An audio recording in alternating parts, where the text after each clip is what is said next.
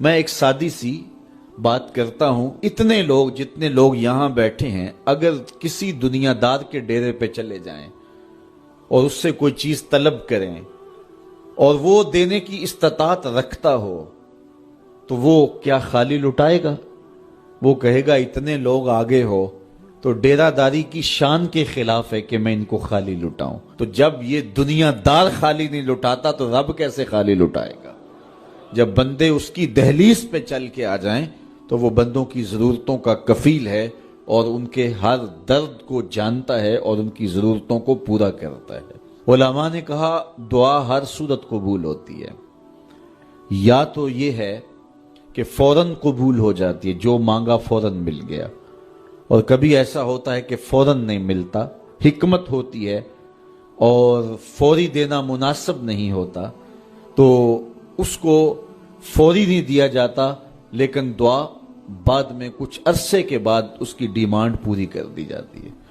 اور کبھی ایسا ہوتا ہے نہ فوری دیا جاتا ہے نہ بدیر دیا جاتا ہے، اس دعا کو ذخیرہ کر لیا جاتا ہے اور حشر کے دن اس کا بدلہ دیا جائے گا۔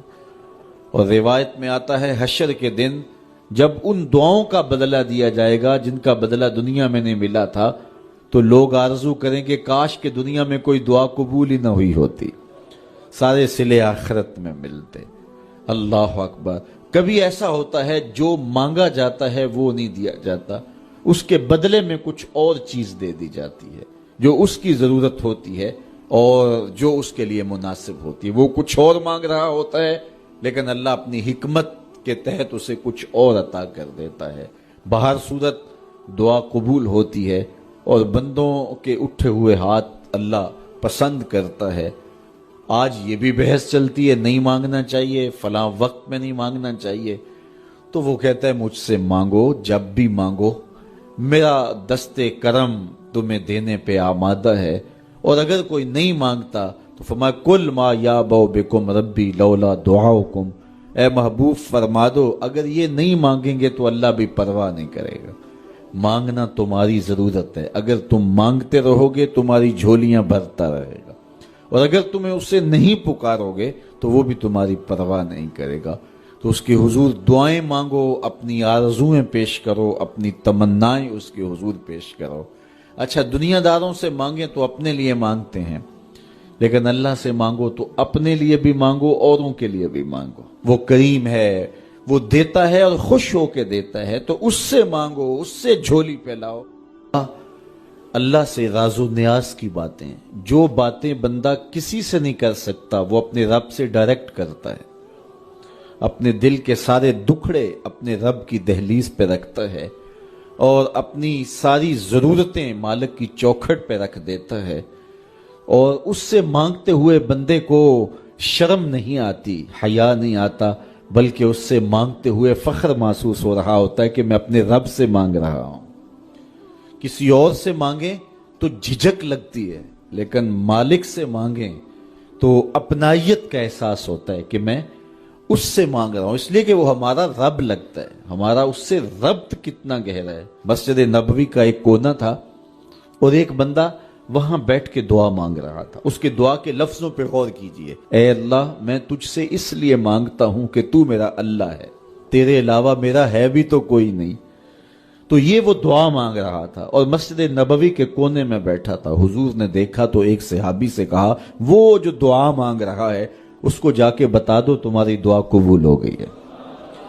وہ مانگ اس ڈھب سے رہا ہے۔ تو یہ دعا اپنے رب سے نیاز ہے، دعا خود عبادت ہے۔ جب تمہاری ضرورتوں کا کفیل وہ ہے تو پھر اس سے نہیں مانگیں گے تو کس سے مانگیں گے؟ اور جب اس سے بندہ مانگتا ہے تو پھر وہ مانگنے والے کی لاج بھی رکھتا ہے۔ ان ربکم حیی کریم یستحیی من عبدہ اذا رفع یدہ ان یردہما صفرا، تمہارا رب حیا کرنے والا کریم ہے، جب بندے اس کے سامنے ہاتھ پھیلا کے دعا مانگتے ہیں اللہ فرماتا ہے مجھے شرم آتی ہے ان کے اٹھے ہوئے ہاتھ خالی کیسے موڑوں۔ جب انہوں نے مجھ سے مانگا ہے تو میں نے بھی نہ دیا تو کون دے گا؟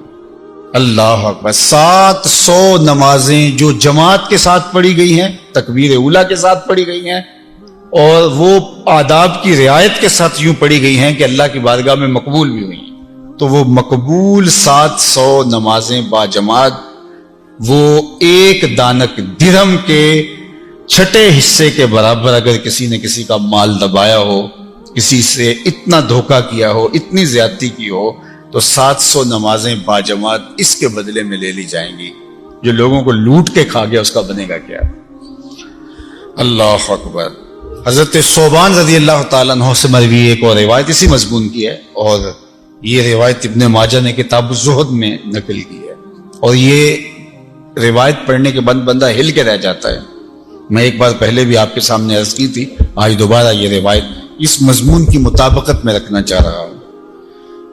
حضرت صوبان کہتے ہیں کہ اللہ کے محبوب علیہ السلام نے ارشاد فرمایا لَأَعْلَمَنَّ قَوَامًا مِّنْ أُمَّتِي يَأْتُونَ يَوْمَ الْقِيَامَةِ بِحَسَنَاتِ أَمْثَالِ جِبَالِ تِہَامَةَ بِيزًا، میں اپنی امت کے ان لوگوں کو جانتا ہوں جب قیامت کے دن وہ آئیں گے اپنے اعمال کے ساتھ تو ان کے اعمال ارض تہامہ کے پہاڑوں کے برابر ہوں گے اور چمک رہے ہوں گے، سفیدی ان کے اعمال کی دکھائی دے رہی ہوگی، اس قدر انہوں نے اچھے اعمال بجا لائے ہوں گے۔ فَجَعَلُهَا اللَّهُ فَيَجْعَلُهَا اللَّهُ عَزَّ وَجَلَّ هَبَاءً مَنْثُورًا، اور اللہ ان اعمال کو یوں اڑا دے گا جس طرح ذرے اڑتے ہیں۔ کبھی آپ نے دیکھا ہو کہ کسی تاریک کمرے میں آپ بیٹھے اور کوئی سوراخ ہو اور باہر سے اندر روشنی آ رہی ہو، تو اس روشنی کی لہر کے اندر آپ کو چھوٹے چھوٹے ذرے چلتے دکھائی دیتے ہیں، ایسے مٹھی میں پکڑے تو نہیں نظر آتے، ان کو ہباء منصورا کہتے ہیں، وہ بکھرے ہوئے ذرے۔ تو اللہ تعالیٰ ان کو ایسے ٹکڑے ٹکڑے کر دے گا، اڑا دے گا کہ جس طرح ہباء منصورا، اس طرح اللہ تعالیٰ ان کو یوں اڑا دے گا۔ اللہ اکبر۔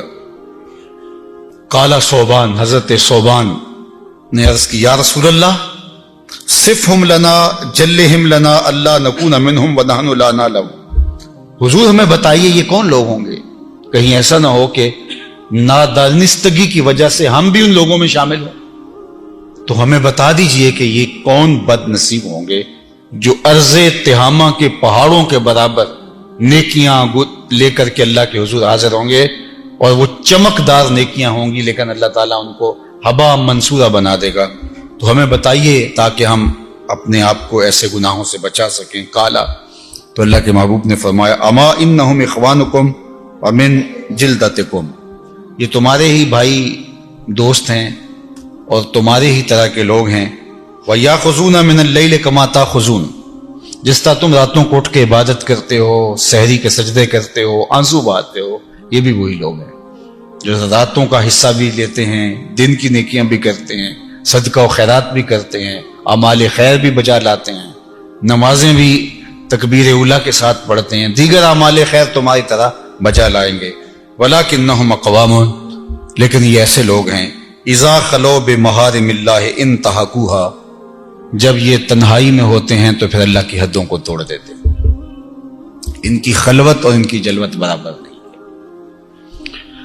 بدی گناہ اعلانیہ کیا جائے پھر بھی بدی اور گناہ ہے، چھپ کے کیا جائے تو پھر بھی بدی اور گناہ ہے۔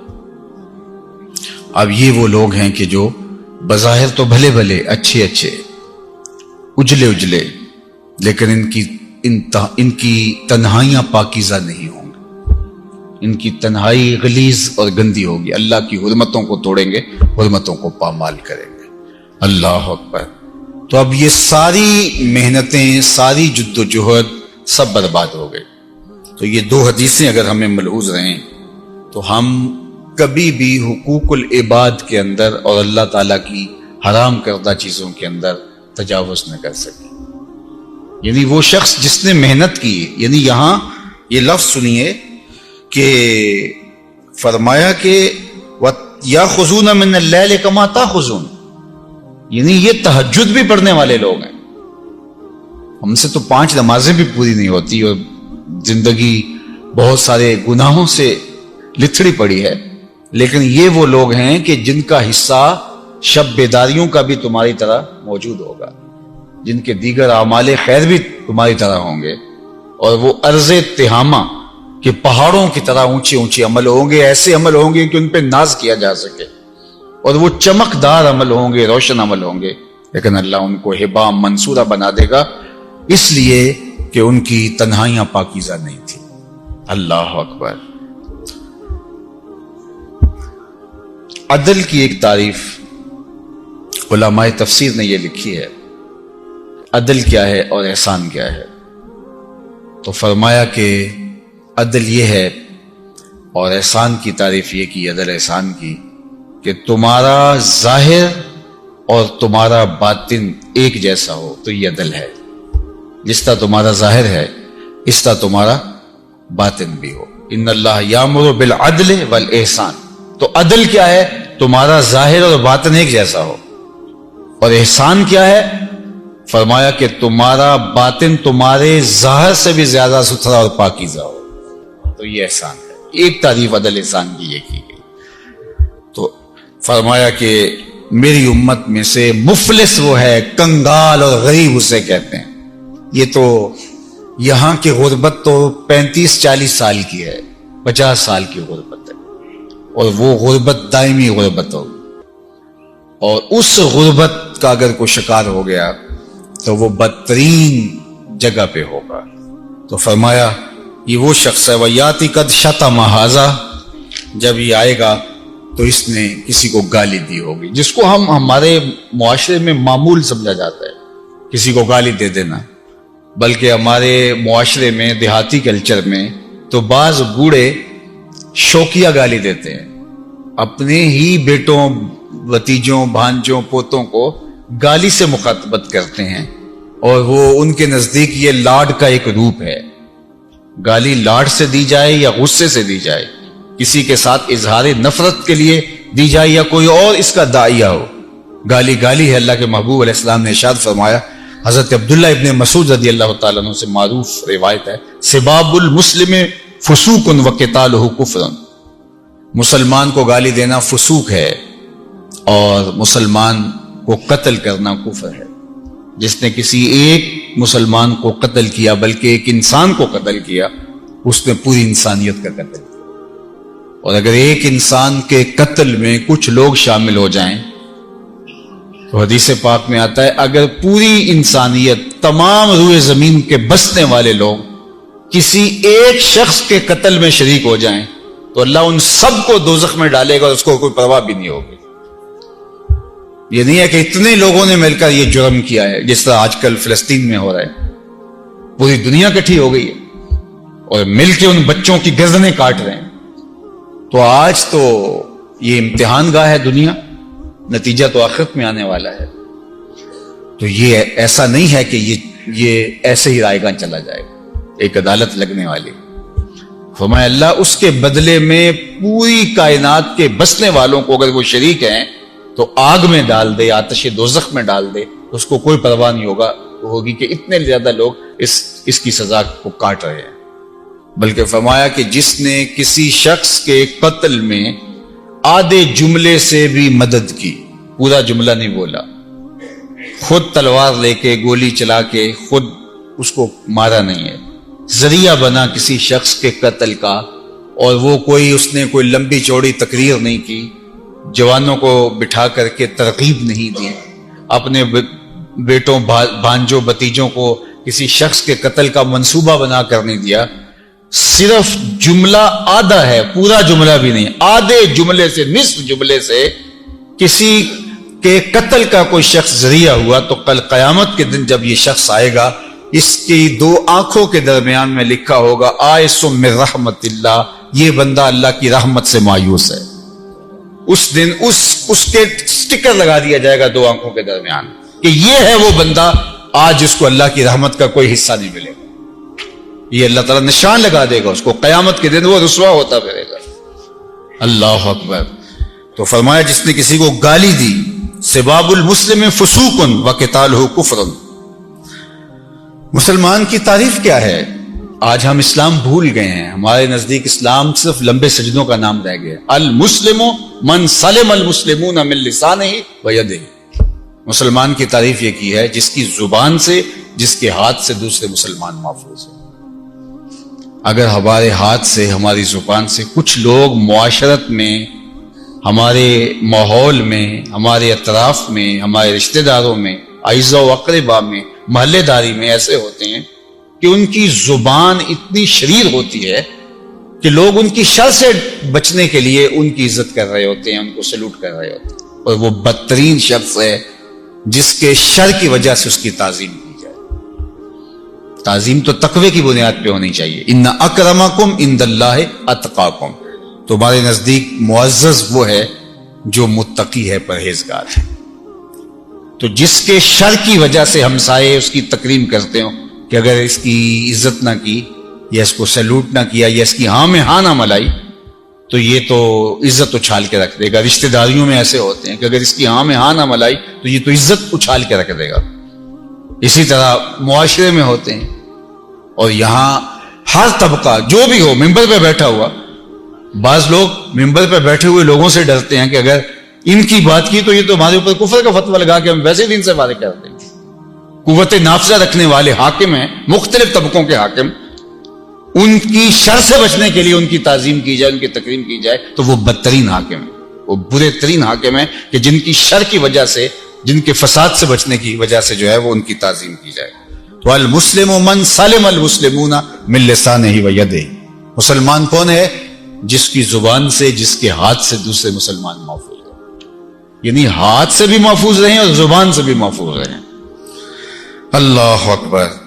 اللہ کے محبوب علیہ السلام کا ایک اور فرمان سنیے جس میں گالی کی مذمت حضور نے ارشاد فرمائی, اور ایک معروف روایت ہے جو امام بخاری نے بھی امام مسلم نے بھی روایت کی ہے.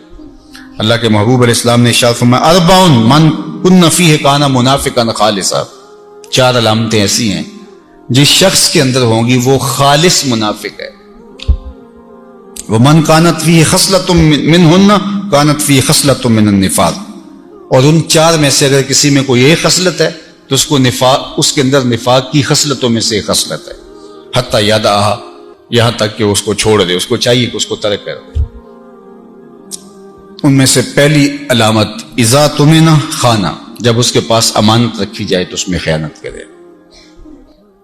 امانت لا دین لمن لا عہد لہ, جس کا عہد نہیں ہے اس کا دین ہی نہیں ہے.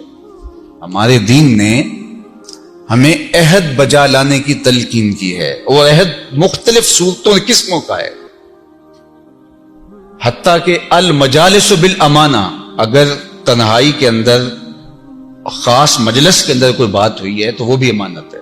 بلکہ فرمایا گیا کہ جب لوگ کوئی آپ سے بات کر رہا ہو اور بات کرتے دائیں بائیں دیکھے تو اس کا مطلب یہ ہے کہ وہ یہ چاہ رہا ہے کہ یہ بات کوئی اور نہ سنے. تو اگر وہ دائیں بائیں دیکھے اور آپ سے بات کرے تو اس بات کا سائن ہے کہ اس بات کو راز رکھا جائے, تو وہ بھی امانت ہوگی. اور اگر کوئی اس بات کو, جس بات کو کرتے ہوئے کوئی دائیں بائیں دیکھتا ہے, اس کو اگر افشا کر دیا گیا تو اس نے امانت میں خیانت کی. تو فرمایا المجالس بالامانہ, مجلسیں امانت ہوتی ہیں. کسی کا مال رکھا گیا امانت ہے, اس میں خیانت نہ کرے. اور میں اور آپ جس نبی کا کلمہ پڑھتے ہیں, جس نبی کے صدقے واری جاتے ہیں, میرے حضور علیہ السلام کو کافر بھی صادق اور امین کہتے ہیں. اور امانت کی پاسداری کا درجہ کتنا بلند ہے ذرا دیکھیے کہ جب حضور کے گھر کا گھیراؤ کیا ہوا ہے اور حضور کی زندگی کا چراغ بجھا دینے کے لیے ہر قبیلے کا ایک ایک فرد جمع کر کے حضور علیہ السلام کے گھر کا محاصرہ کیا ہوا ہے, اور آقا کریم اس حالت میں حضرت علی المرتضیٰ کو اپنے بستر پہ لٹا کے کہتے ہیں علی تم بھی مدینے چلے آنا, لیکن صبح ان کی امانتیں واپس کر کے آنا. جو جان کے در پہ ہیں, جو قتل کرنے پہ آمادہ ہیں, چراغ زندگی بجھانا چاہتے ہیں, تو کہا ان کی امانتیں ان کو واپس دے گے, تم بھی مدینے چلے آنا. اور ان کو بھی پتا تھا کہ جو بھی ہوگا ہماری امانتیں ضائع نہیں ہوں. اللہ اکبر. تو امانت اس حالت کے اندر بھی, وہ مجھے ایک بندے نے لطیفہ سنایا, آج کے دور کا وہ ایک کیا کہتے ہیں, آج کے دور کا چہرہ ہے کہ 2 آدمی جا رہے تھے اور ایک نے کسی کے پیسے دینے تھے، تو آگے سے ڈاکو آ گئے لوٹنے والے، تو وہ سال ہر سال سے کہتا تھا یار میرے پیسے دے دو، تو وہ دیتا نہیں تھا. تو جب سامنے سے ڈاکو آئے تو اس نے جلدی جلدی جیب سے نکال کے کہا وہ جو میں نے آپ کے پیسے دینے تھے یہ تو وصول کرو نا. تو ہم تو اس قدر مکار ہو گئے ہیں، یہ ہمارا عکس ہے اس معاشرے کا. تو فرمایا کہ منافق کی علامت کیا؟ اذا تمنا خانا، جب اس کے پاس امانت رکھی جائے خیانت کرتا ہے، واذا حدث کذب، اور جب بھی بولتا جھوٹ ہی بولتا ہے. اللہ اکبر، جھوٹ بولنا اتنا برا عمل ہے کہ حدیث پاک میں آتا ہے جب کوئی شخص جھوٹ بولتا ہے، وقت زیادہ ہو گیا، حدیث پاک میں آتا ہے کہ اس کے منہ سے بدبو نکلتی ہے اور اس بدبو سے اللہ کے رحمت کے فرشتے دور ہٹ جاتے ہیں. وَإِذَا عَاهَدَ غَدَرَ، اور جب وہ عہد کرے تو اس کو توڑ دیتا ہے. وَإِذَا خَاصَمَ فَجَرَ، اور جب وہ کسی سے لڑے، کسی سے الجھے تو گالی گلوچ کرتا ہے. تو فرمایا کہ اس نے اپنے سارے عمل برباد کر لیے، کسی کو گالی دے کے، کسی کا مال ہڑپ کر کے، کسی پر تہمت بدکاری کی لگا کے، اور کسی کے ساتھ زیادتی کر کے، اور قیامت کے دن اس کے سارے عمل اٹھا کر کے ان لوگوں کے کھاتے میں ڈال دیے جائیں گے. معاملہ پورا نہ ہوا تو پھر اس کے گناہ اس کے کھاتے میں ڈال دیے جائیں گے اور اس شخص کو جہنم میں ڈال دیا جائے گا. اللہ تعالی ہمیں حقوق العباد کا پورا خیال رکھنے کی توفیق عطا فرمائے.